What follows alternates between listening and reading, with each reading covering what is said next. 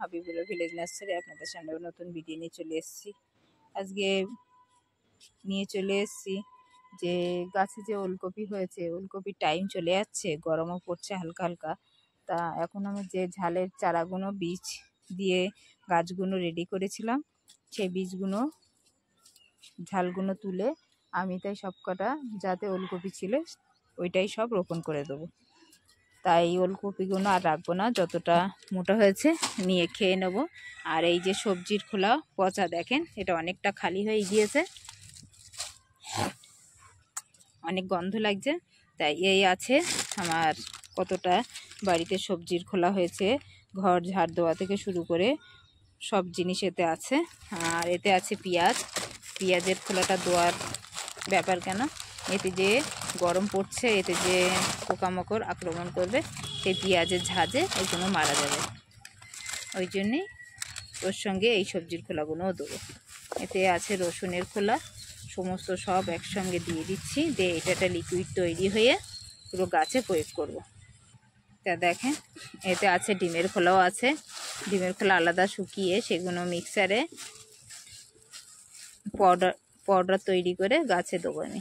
তো এখন এতে আছে দুটো দিয়ে দিচ্ছি, অসুবিধে নেই, এতেও অনেক ক্যালসিয়াম। আর পালন আছে,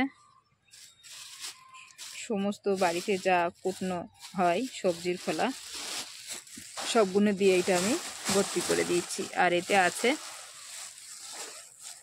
যে শাক আছে, শাকের ডান্টিগুলো দিয়ে এতে আমি পানি দিয়ে দেবো, দিয়ে এটা পচতে থাকবে, পচলে এর থেকে ভালো একটা লিকুইড তৈরি হলে তখন গাছে দিলে আমার ভীষণ কাজ লাগবে। এটা তখন বিশাল কাজে লাগলে তখন এই প্রত্যেক গাছে আমি প্রয়োগ করতে পারবো। তো দেখতেই পাচ্ছেন এরকমভাবে পানি আপনারা দিয়ে দেবেন, কেন এখন বর্ষার সময়, বর্ষা না এখন ঠান্ডার সময়, এই ঠান্ডার সময় আমি এখন এইভাবেই আমি সারা বছর গাছে দিয়ে এইভাবে লিকুইড তৈরি করে গাছে প্রত্যেকটা গাছে দেই। আর এগুলো দোয়ার ব্যাপার দিলে লিকুইডটা দিয়ে এর থেকে যতটা লিকুইডই আপনার বেরিয়ে যাবে পচে, তখন এটা যখন পুরো লিকুইডটা গাছে দেওয়া হয়ে যাবে তখনও এই বেডটাই আমি হালকা মাটি দিয়ে যখন শুকিয়ে যাবে এটাও দিয়ে একটা বেড তৈরি করে এতে আমি লাল শাক বসিয়ে দিতে পারবো।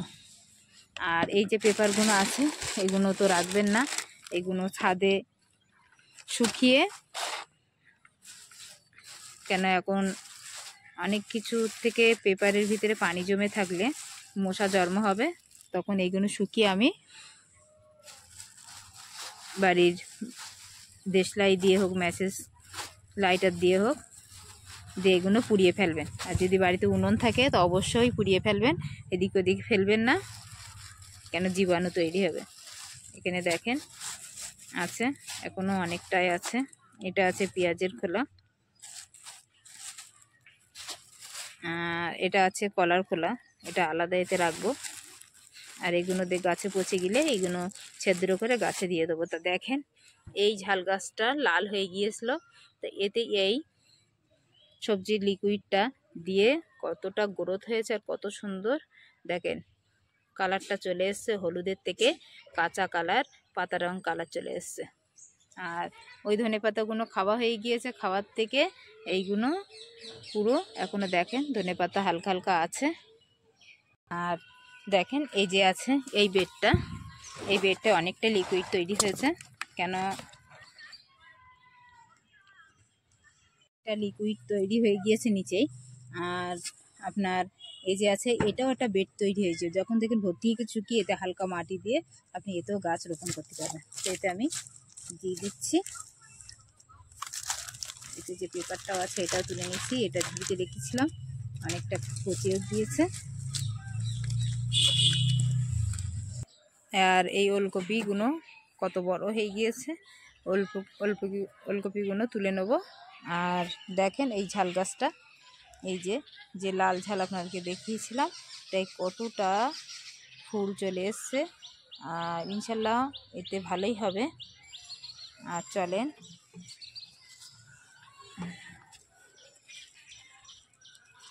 এই যে আছে আমি এই বেডটা তৈরি করেছি, দেখেন কতটা শুকিয়ে গিয়েছে।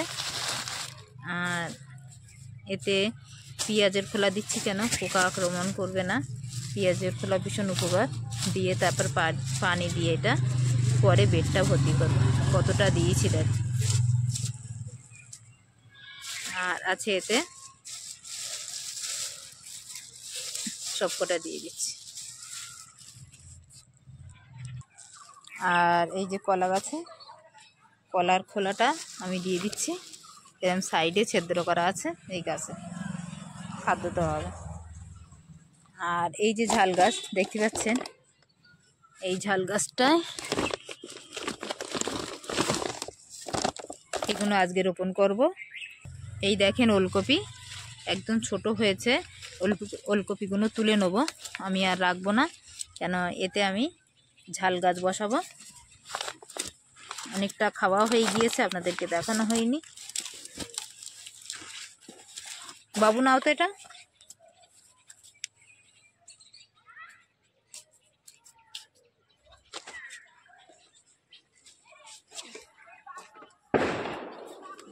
কোন দিক করি? কতটা বড় হয়ে গেছে, বেশি বড় করব না, কারণ এতে আমি ঝাল গাছ বসাবো। ঝাল গাছটা যে বীজ করেছিলাম অনেকটা বড় হয়ে গিয়েছে। আর এইভাবে কেটে নিচ্ছি।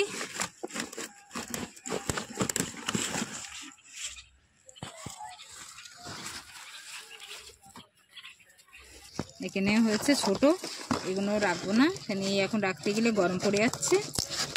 অন্য গাছ বসাতে হবে। দেখুন ছোটই হয়েছে, আরও বড় হতো, তো আমার এখন রাখার অন্য গাছ বসানোর জন্য এগুলো আমাকে তুলে দিতে হচ্ছে। তা দেখেন এই ছোট ছোট হয়েছে ওলকপি, এগুলো আমি তুলে নিচ্ছি। কেন এই যে ঝাল গাছ আছে এগুলো সব আমি বসাবো, কেন অনেকটা বড় হয়ে গেছে চারাগুলো, আমার আর ওলকপির দরকার নেই। এই যা আছে আমি এগুলো ভাজি করতে পারবো। তা যাই হোক, ছাদ বাগানে এতে অনেক সন্তুষ্ট।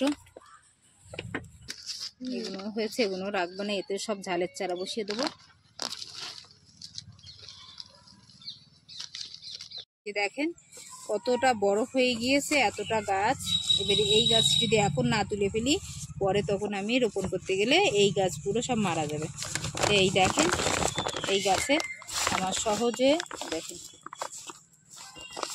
এর মাটি একদম হাত দিয়ে তোলা যায়। দেখেন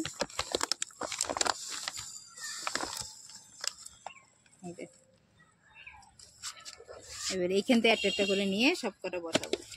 আর সন্দেহ হওয়ার টাইম হয়ে গিয়েছে, আজকে আমার শরীরটা ভালো না, তাই ছাদে আসতে দেরি হয়ে গিয়েছে। তাই দেখেন এই গাছটার কতটা গ্যারান্টি। কেন আপনি যখন যেখানে গাছ পাওয়া যায় দানা, যেখান থেকে হাটখোলাতে বাজার থেকে কিনে নিয়ে আসবেন, তখন ওই গাছটা আপনি বসাবেন।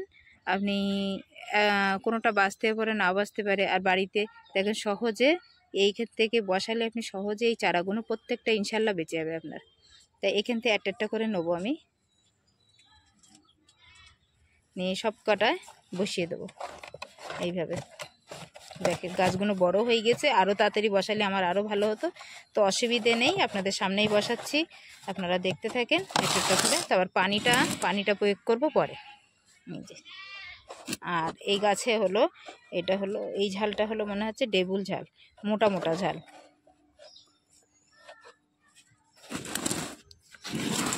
দেখেন এতে আমি কিছু দিইনি, এতে একটু আছে গোবর, শুকনো গোবর আছে, আর কিছু দেওয়া হয়নি। যা কিছু দেই আমি পরে দেবো। আর এর থেকে দেখেন, আর এতেও কাঠের গুঁড়ো দেওয়া আছে। কাঠের গুঁড়ো দিয়ে করলে কি হয়, হাত দিয়েই আপনি তুলতে পারবেন, আপনার অসুবিধা হবে না।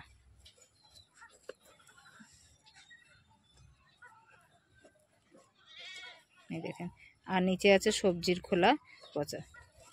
গাছটা অনেক জোর হয়ে গিয়েছে, বড় হয়ে গিয়েছে, আরও তাড়াতাড়ি বসালে আমার ভালো হতো।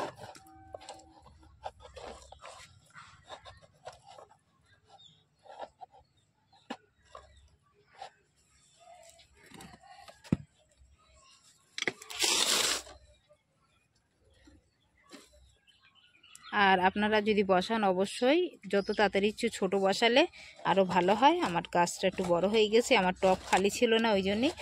আর অন্য অন্য টবেও দিয়েছি বসিয়ে। আর এখানে আছে ওলকপিগুলো যা আছে ওলকপি দেখেছেন, এগুলো সব তুলে ফেলেছি। এগুলো আমি ভাজি করব, রাখবো না, কেন টপ খালির তো প্রয়োজন। প্রত্যেকটা পুরো সব বসানো হয়ে গিয়েছে, আর এখনও এতটা বাকি আছে, এগুলো আছে, এগুলো বড় ড্রামে দেবো। তা দেখেন ঝালগোছগুলো প্রত্যেকটা সব বসানো হয়ে গিয়েছে, তা কত সুন্দর লাগছে। আর আছে এখানে এখনও, এটাও বসিয়ে দেবো। এদিকে জায়গা আছে আমার, এই যে বড়, এতে অন্য গাছও দেওয়া যাবে যখন এই সাইডে দিয়ে দেবো, এই গাছটা যখন বড় হবে। কেন এতে এখন লাল শাক ছাড়া অন্য কিছু বসাবো না।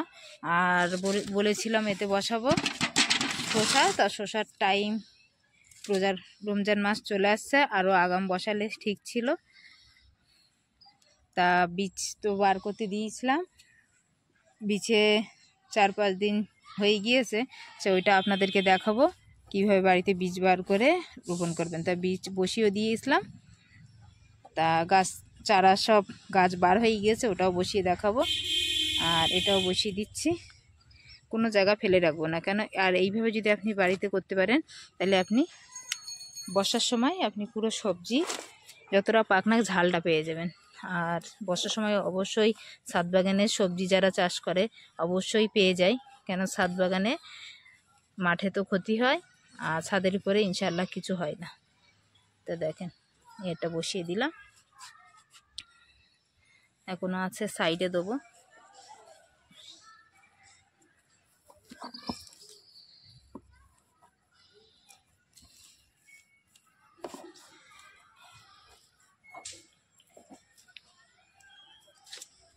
তা আর দেখেন এই যে লেবু সব কটা লেবুও চলে এসেছে, দেখেন ফুলগুলোর থেকে ছোট গাছে কত সুন্দর লেবু ধরেছে। আর এই টমেটোও ঝুলে যাচ্ছে, আর টমেটোগুলো সব পেরে নিয়েছি।